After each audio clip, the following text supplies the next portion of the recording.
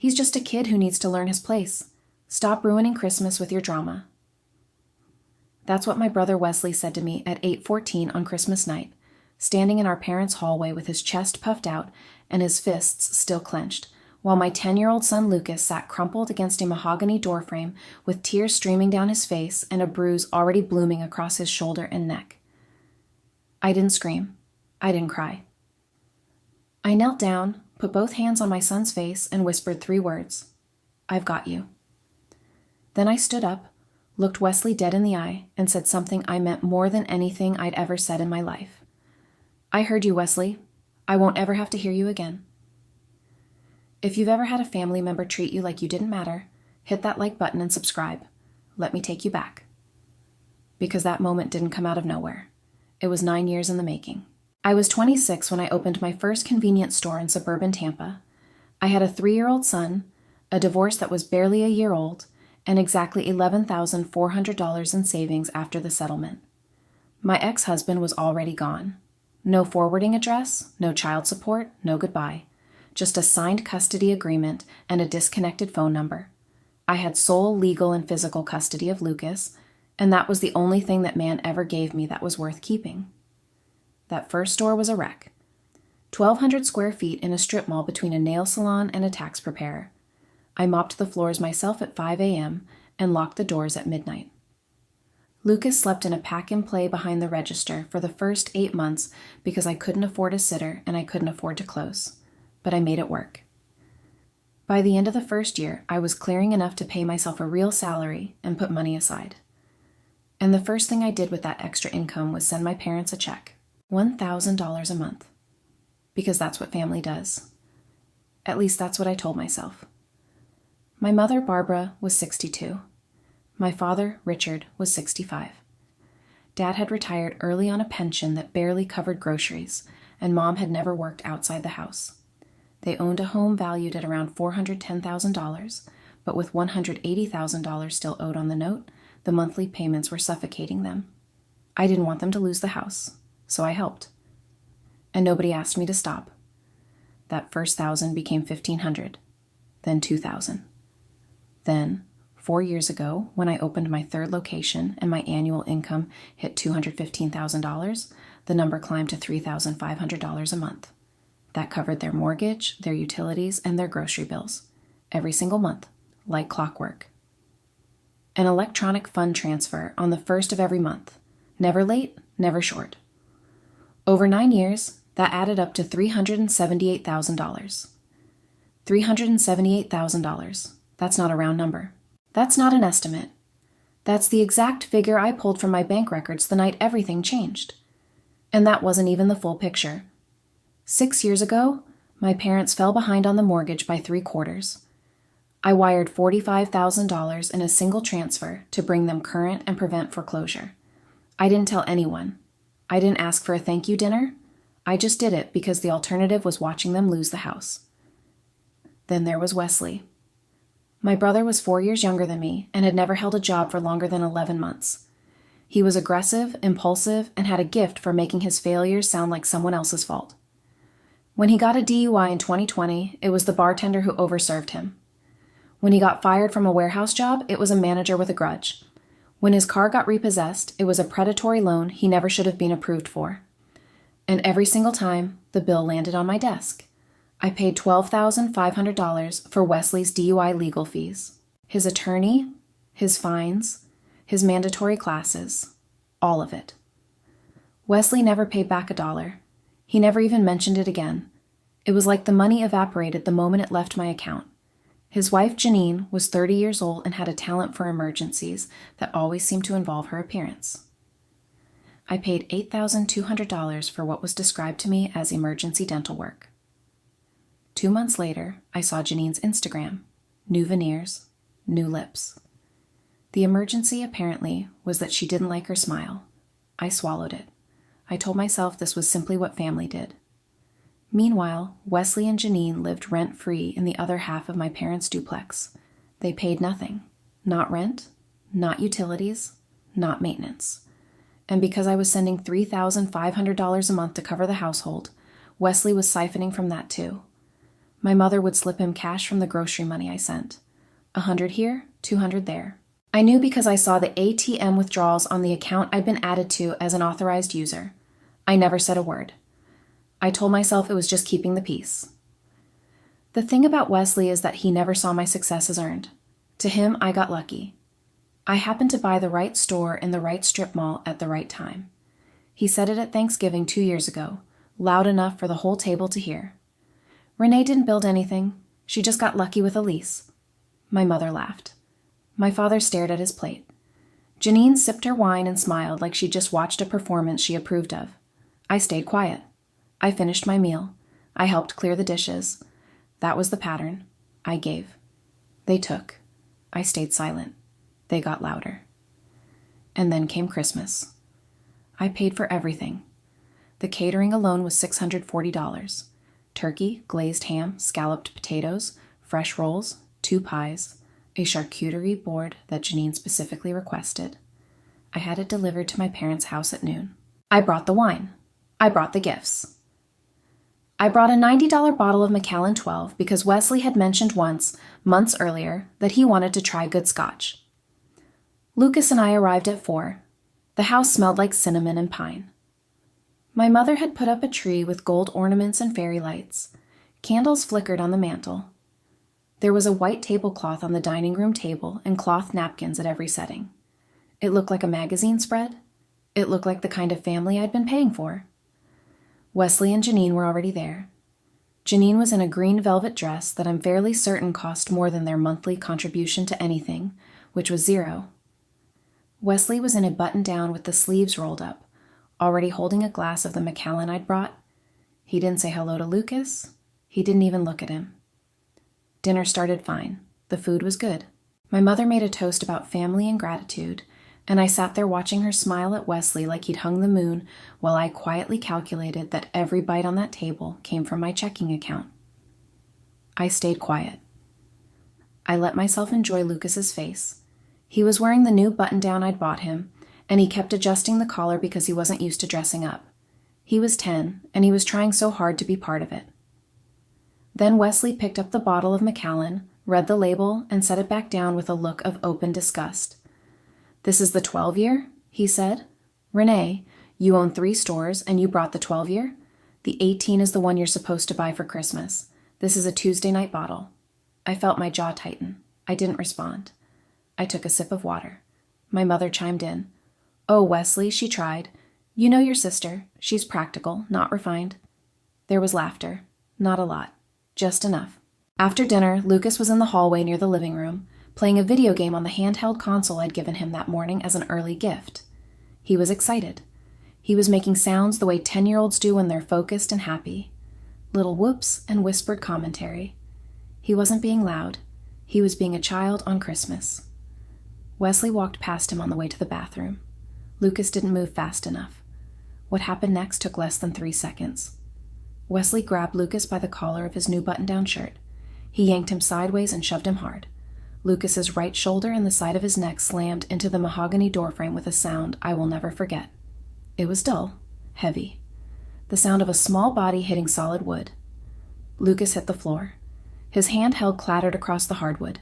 He didn't scream. He just sat there, stunned, his hand going to his shoulder, his eyes wide and glassing over with tears he was trying desperately to hold back. Wesley stood over him and didn't flinch. "Maybe next time move out of the way when someone's walking through," he said. I was in the dining room. I heard the impact before I heard the words. I was already on my feet before Wesley finished his sentence. I moved through the hallway and I saw my son on the floor, his collar stretched and twisted, a red mark already spreading from his shoulder up toward his neck, 4 inches of angry, visible bruising beginning to form. I knelt down. I put my hands on his face. I said, "I've got you." Lucas's chin was trembling. His fingers found the hem of my sleeve and twisted the fabric white under his knuckles. He didn't say a word. He didn't have to. I stood up. I looked at Wesley. And that's when he said it. "He's just a kid who needs to learn his place. Stop ruining Christmas with your drama." The room behind me went silent. I could hear the clock on the wall. I could hear the TV playing a holiday special no one was watching. I could hear my mother's breathing, fast and shallow, from the dining room doorway. And then I heard what sealed it. My mother's voice, low and smooth and practiced. "Renee," he barely touched him. "Boys' roughhouse. Don't turn this into World War III. I looked at her. She was leaning against the doorframe with her arms crossed and a tight, nervous smile that she probably thought looked calm. My father stood 3 steps behind her. He said nothing. He looked at the floor. His hands were in his pockets. I stayed quiet, letting the silence expand until it pressed against every wall in that hallway. I looked down at Lucas. His eyes were locked on mine, searching for something. Permission to cry. Permission to leave. Permission to believe that someone in this house was going to choose him. Something inside me snapped. Not loud, not dramatic. Just a clean, quiet break, like a wire pulled too tight for too many years finally giving way. I picked up Lucas's handheld from the floor. I slipped it into my bag. I took his hand and I said, "Let's go get your coat." My mother stepped forward. "Renee, sit down. You're overreacting." I kept my voice steady. "His shoulder is swelling, Mom. I'm taking him to the emergency room." "He tripped," my mother said. "Kids trip. It's Christmas. Sit down." I didn't respond. I helped Lucas into his jacket, careful not to press on his right side. I picked up my bag. I walked past my mother, past my father, past Wesley, who was already pouring himself another glass of my scotch. Nobody followed us to the car. The engine started with a low, steady hum. Lucas sat in the back seat, buckled in, holding his shoulder, staring out the window at the house with the gold ornaments and the fairy lights and the white tablecloth. The decorations glowed warm and soft through the curtains. I pulled out of the driveway without looking back. Lucas's voice came from the back seat, small, cracked right down the middle. "Mom, did I do something wrong?" I gripped the steering wheel until my knuckles ached. "No, baby, you didn't do a single thing wrong." The streetlight cut through the windshield as I turned the corner. My parents' house shrank in the rear view mirror until it was just a glow behind the trees. And that was the last time Lucas Sutherland ever set foot in that house. The emergency room at Tampa General was quiet on Christmas night. The kind of quiet that only happens when most people are home with their families, opening presents, eating leftovers, watching holiday movies with their kids curled up beside them. We were not most people. I carried Lucas through the sliding glass doors at 9:47 p.m. A triage nurse named Donna took one look at his shoulder and moved us to the front of the line. The bruise had deepened in the 45 minutes since we left the house.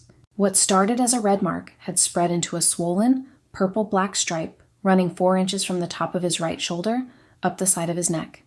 It looked worse under the fluorescent lights. It looked like exactly what it was. The attending physician was a woman named Dr. Helen Taylor, mid-40s, efficient, careful. She examined Lucas with steady hands while he sat on the exam table gripping the paper sheet beneath him. He didn't flinch when she pressed gently along his collarbone. He didn't cry. He just stared at the far wall and breathed in slow, deliberate rhythm, and I realized with a terrible clarity that my 10-year-old had already learned how to manage pain in silence. Dr. Taylor looked at me. "How did this happen?" I told her. I told her clearly, calmly, and completely. I gave her Wesley's full name. I gave her the time. I gave her the mechanism. She typed everything into the system without breaking eye contact for longer than a keystroke. "We're required to document this," she said, "and given the age of the patient, I want you to know that a report will be generated." "I know," I said. "I'll be filing my own tonight." She nodded once. No judgment, no pity. Just the quiet respect of someone who'd seen this before and knew what it cost. They took x-rays. Nothing broken. Severe soft tissue bruising.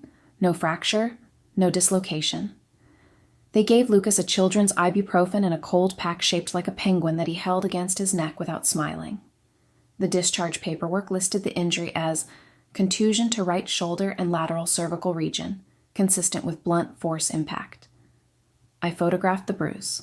3 angles. Close up, mid-range, and one that showed his face beside it so there could be no question of whose body it was. I photographed the discharge papers. I photographed the doctor's printed notes. I saved every image to my phone, then emailed copies to myself, to a backup address, and to my attorney. My attorney's name was Marcus Miller, 50 years old, sharp, clinical, specializing in family law and civil litigation. I had retained Marcus 2 years earlier for an unrelated business contract dispute. I never imagined I'd need him for this. I called him from the hospital parking lot at 10:22 p.m. on Christmas night. He answered on the second ring.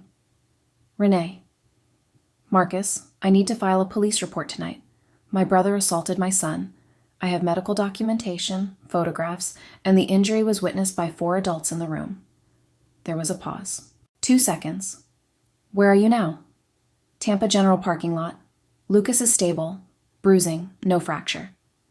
Go to the precinct on Spruce Street. File the report in person. Request a copy before you leave. Don't call your family. Don't answer if they call you. I'll have preliminary paperwork for an injunction drafted by morning. There's something else, I said. My parents have a Ring camera on the front door. The hallway where it happened is partially visible from the entryway. The footage might have captured the shove. Another pause, longer this time. Who controls the account? My father, Richard Sutherland. We'll subpoena the cloud provider directly, Marcus said. Even if the local footage is deleted, Ring stores server-side backups for a minimum of 60 days. Your father can't touch those. I think he'll try, I said. Let him. I hung up. I looked at the rearview mirror. Lucas had fallen asleep in the back seat, the Penguin cold pack still pressed against his neck, his mouth slightly open, his chest rising and falling in the slow rhythm of a child who'd finally stopped being afraid long enough to let exhaustion take over. I sat there for 8 minutes. I didn't move. I didn't check my phone. I didn't think about Barbara or Richard or Wesley or Janine or the $640 in catering or the $90 bottle of Macallan or the 9 years and $378,000 I'd poured into people who would watch my son get thrown into a wall and call it roughhousing. I thought about none of it. I was done pretending this was okay. At 10:34 p.m. on Christmas night, I opened my banking app. The screen glowed pale blue in the dark car. I tapped the Scheduled Transfers tab. There it was. The recurring payment. $3,500. Set to process on the 1st of every month. Active for 4 years at the current amount. Linked to the household account I'd been funding since Lucas was 3 years old. I tapped Edit. I tapped Cancel Recurring Transfer. A confirmation prompt appeared. Are you sure you want to cancel this scheduled transfer? I pressed Confirm. The screen refreshed. The transfer line disappeared, where $3,500 had appeared every month for 48 consecutive months. There was now nothing. A blank space, a 0. I felt nothing. Not anger, not pity, nothing. Then I navigated to account management. Authorized users. The household account still listed me as an authorized user, which meant the ATM withdrawals, the grocery cash my mother skimmed for Wesley, the quiet siphoning I'd ignored for years. All of it ran through access I'd provided. I tapped Remove Authorized User. Another confirmation. Another press. 3 taps. 2 confirmations. 9 years of financial life support. Ended in under 90 seconds. The soft, unmistakable click of the phone locking echoed in the dead silence of the car. I drove to the precinct on Spruce Street. I filed the report at 11:45 p.m. on Christmas night. Officer Janet Davis took my statement, photographed the discharge paperwork, and assigned case number 2024-CMX-11847. Battery on a minor. Florida Statute 784.03. I requested a printed copy. I received it. I walked back to my car, buckled my sleeping son into his seat, and drove home. My phone buzzed 7 times during the drive. I didn't look at it. The next morning was December 26th. I sat at my kitchen table at 6:15 a.m. with coffee that had gone cold before I took the first sip. Lucas was still asleep. The house was quiet except for the refrigerator humming and the occasional tick of the baseboard heater.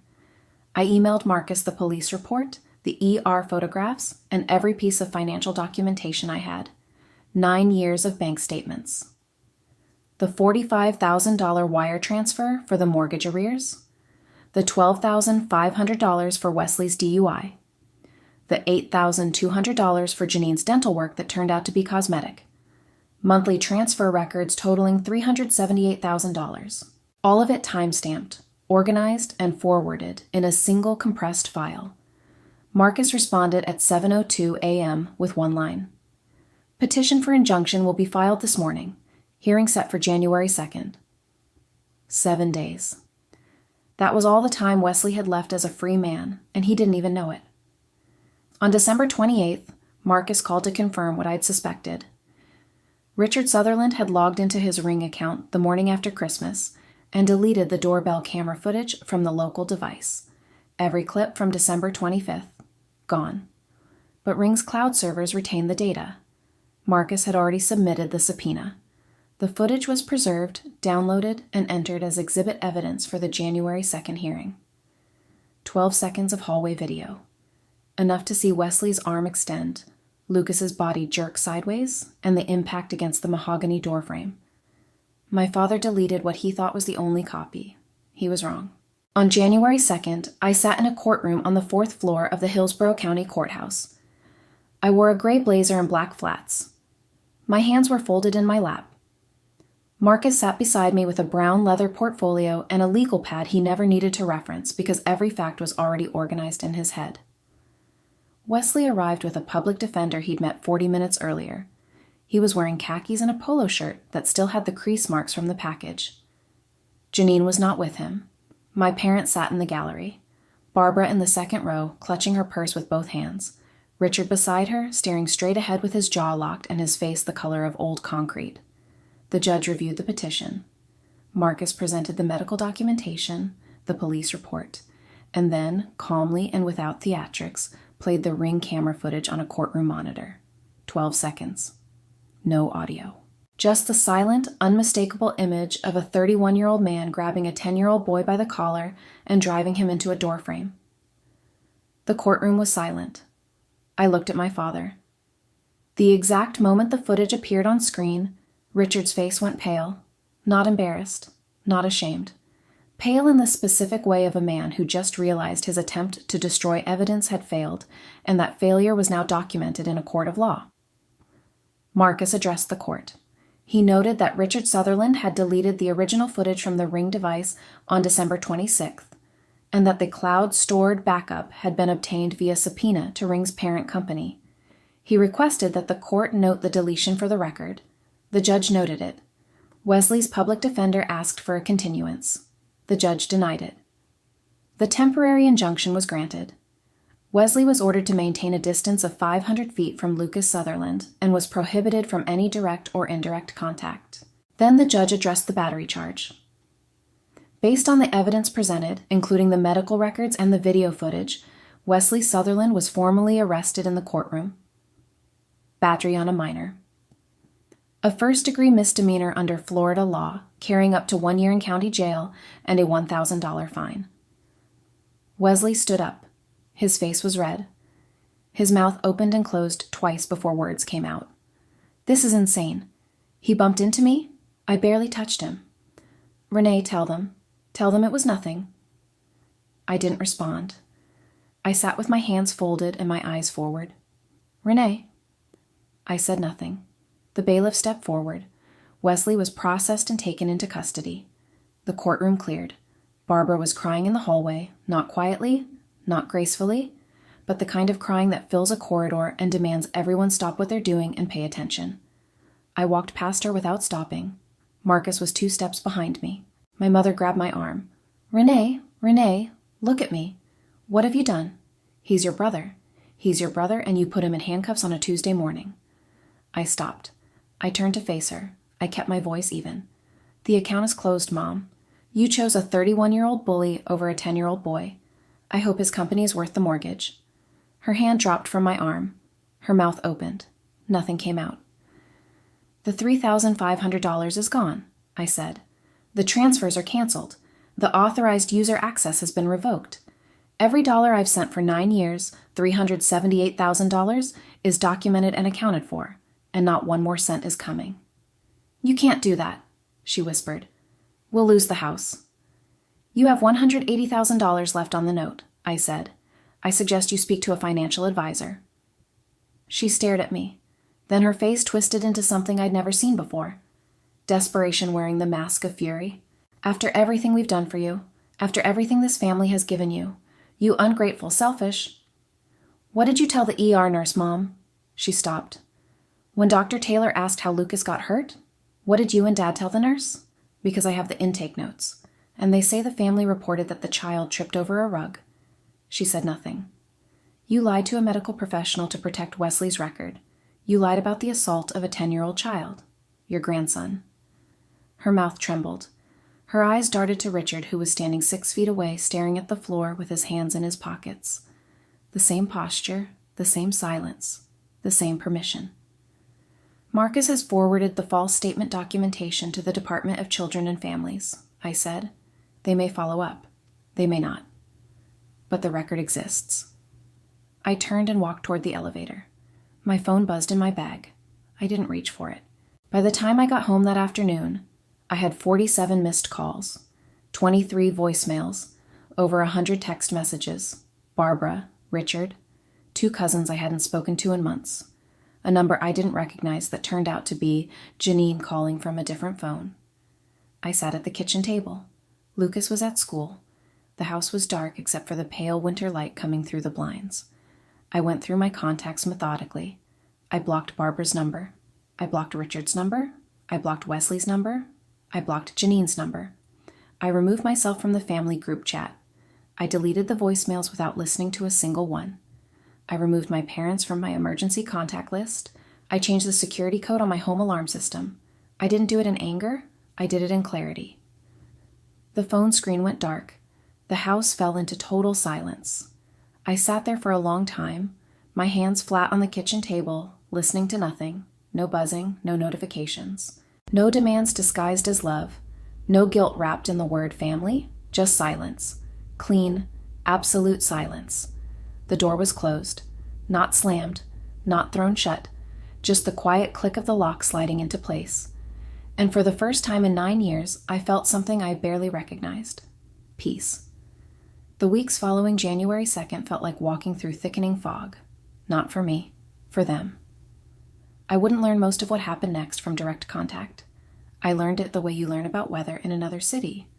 Through industry channels, through mutual acquaintances, through public records anyone could pull up with a case number and an internet connection. I didn't seek updates.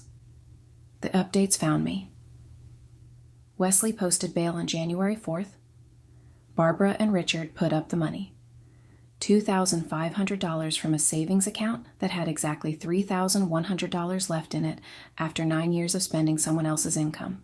That left them with $600 in liquid savings and a mortgage payment due in 27 days that they had no way to cover. The first missed payment hit on February 1st. For 4 years, $3,500 had appeared in that household account on the first of every month like gravity. Predictable, invisible, taken entirely for granted. When February 1st came and the balance didn't change, Barbara called the bank 3 times in one day to report what she was certain was a processing error. It wasn't an error. The mortgage servicer sent the first delinquency notice on February 18th. A yellow envelope, standard language. Your payment of $2,140 is past due. Please remit immediately to avoid additional fees. Richard, 65 years old, retired, and suddenly without the financial cushion he'd been standing on for nearly a decade, drove to 3 different banks that week to inquire about a home equity line of credit. He was denied at all 3. The debt-to-income ratio didn't work. It had never worked. The only reason the numbers had ever made sense was because a woman they called ungrateful had been quietly covering the difference since she was 26 years old. Wesley's arrest made the Hillsborough County Court blotter on January 5th. A local news aggregator picked it up 2 days later. The headline was small, buried under DUI roundups and petty theft reports, but it was specific. Tampa man charged with battery on minor following Christmas Day incident.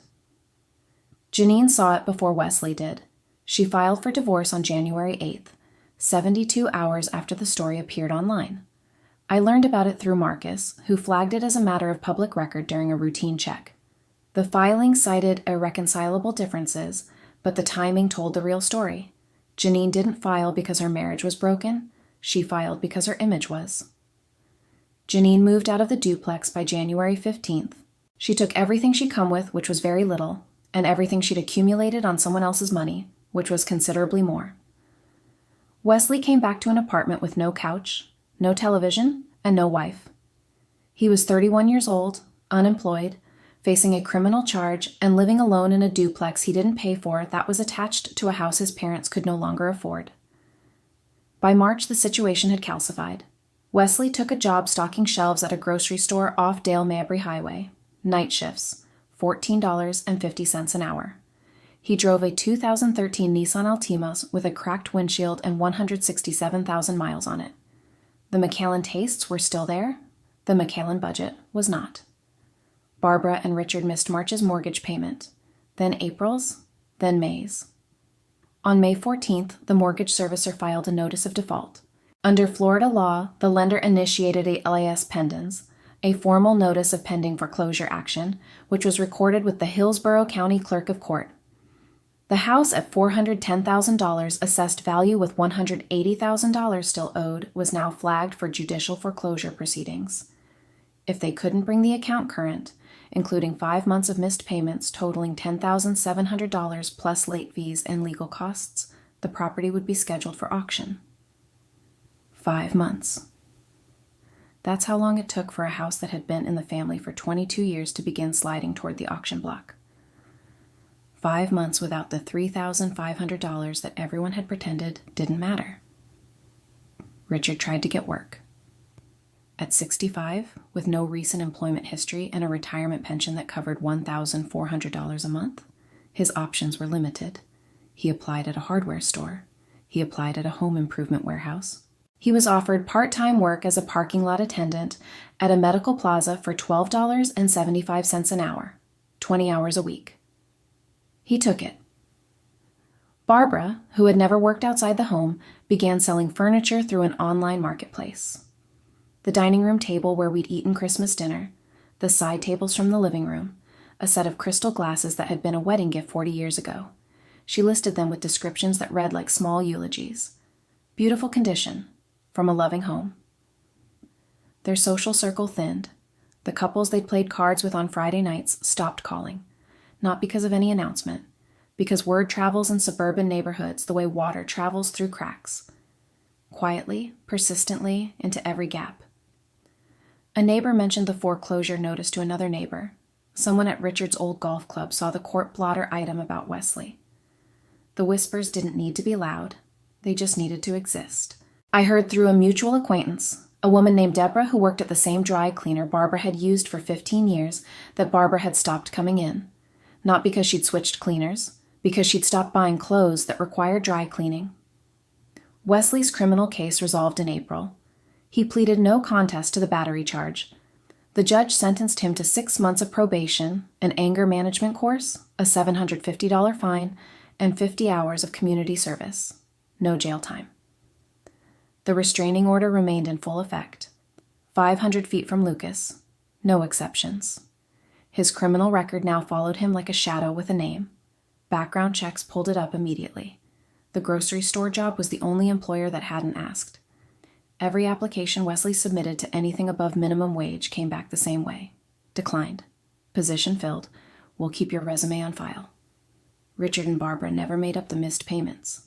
By June, the foreclosure moved into the judicial phase. Their attorney, a man they found through a legal aid directory, told them their best option was a short sale. Sell the house for what they could get before the bank sold it for less. They listed the property in early July. It sold in August for $372,000, which was $38,000 below the assessed value. After paying off the remaining $180,000 mortgage balance, the accumulated penalties and legal fees totaling $14,200, and the realtor's commission, Barbara and Richard walked away with approximately $161,000. Enough to rent. Not enough to replace what they lost. They moved into a 2-bedroom apartment 12 miles from the house they lived in for 22 years. Second floor, shared laundry in the basement. The duplex where Wesley had lived rent-free was part of the same property, so he lost his housing the same week. He moved into a studio apartment above a laundromat, paid for with grocery store wages and whatever was left of his dignity. The family dinner stopped. There was no table to gather around. There was no house to come home to. There was no Christmas catering budget, no Macallan on the counter, no fairy lights in the window. The infrastructure of the family had been built on a foundation of one person's money, and when that person stopped writing checks, the structure didn't bend. It collapsed. I know what you might be thinking. That I felt satisfaction watching it happen, that some part of me enjoyed the symmetry of it. I didn't. I felt nothing toward them at all. And that absence wasn't cold. It was free. 1 year later, everything had changed. I opened a 4th store in March, a corner location near a community college campus, 1,200 square feet, good foot traffic. Lucas helped me pick the paint color for the wall behind the register. He chose blue. Lucas made the spring baseball team at his school. He played second base. He was fast and smart about angles, and he'd learned to keep his eye on the ball the way only patient kids can. His coach told me he was one of the most focused players he'd ever had at that age. His grades were up. He'd made honor roll for the first time in the fall semester, and by spring he'd done it again. He had 2 close friends, boys named Eli and Jack, who came over on weekends and ate frozen pizza in the living room and argued about batting averages with the kind of passion that only 10-year-old boys understand. We bought a house. Small, solid, 3 bedrooms on a quiet street with a fenced backyard and a magnolia tree that bloomed white in April. Lucas had his own room. He painted it himself, 1 wall blue, 3 walls white, and hung a poster of his favorite Rays player above the bed. I stood in the doorway and watched him smooth the tape line with his thumb, precise and careful, and I thought about every decision that had led to this room. On the first Saturday in April, I sat in the aluminum bleachers at Riverside Park and watched Lucas take the field for his first real game. The sun was warm. The grass was cut short and smelled like Saturday morning. Parents lined the fences with camp chairs and water bottles, and the easy, unhurried energy of people who had nowhere else to be. Lucas jogged out to second base, adjusted his cap, and looked up into the stands. His eyes swept across the bleachers, past Eli's parents, past Jack's mom with the cowbell she brought to every game, past the empty section on the far left where 2 seats sat unclaimed. He found me, 3rd row, dead center. He smiled. Not a big one, just a small private thing that lived in the corners of his mouth. Then he looked at the empty seats one more time, the ones where his grandparents used to sit, and he looked back at me. "It's quieter now, Mom," he said after the game, walking beside me to the car with his glove tucked under his arm and dirt on both knees. "I like it." I put my hand on his shoulder, the right one, the one that had healed completely, without a scar, because 10-year-olds are resilient in ways that adults forget. "Me too, baby." Some doors close so better ones can open. I didn't lose a family. I liquidated a bad investment. I never regretted a single second of it. If you enjoyed this story about protecting your children and knowing your worth, hit that like button and let me know what you think in the comments. And if you haven't subscribed yet, make sure to subscribe and ring that notification bell for more stories just like this one. Thanks for watching.